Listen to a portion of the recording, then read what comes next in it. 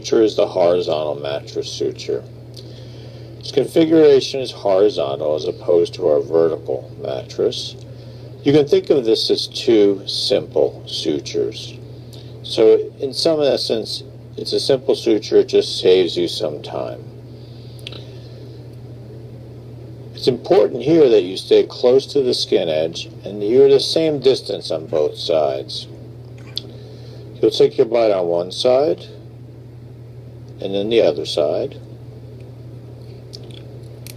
and then you'll turn it around and you'll go back so you'll end up on the same side. And there you can see our mattress.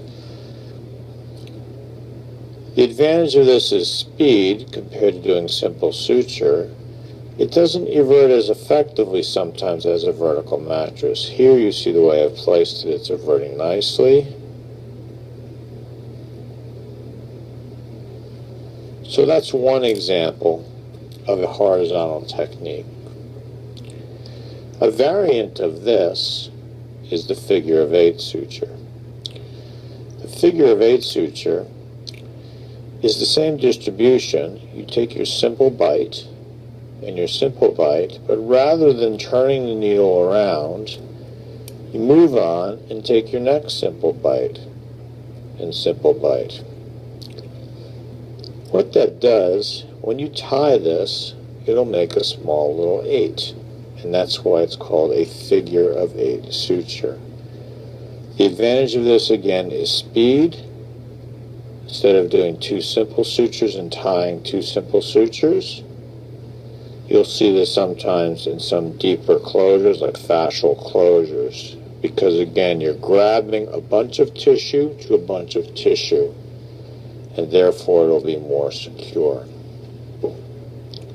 The final variant of the horizontal mattress is called a half buried mattress, and we use this a lot in plastic surgery.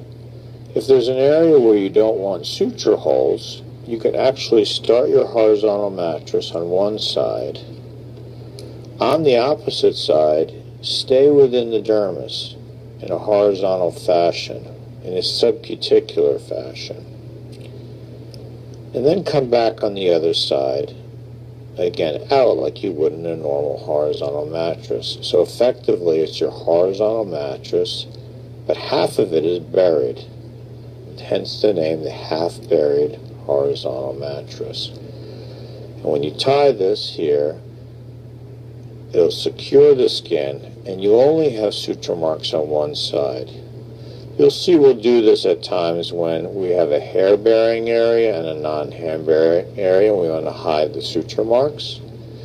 Or if it's a very end or tip of a flap, and we're afraid that putting sutures in the tip is going to interrupt the blood supply.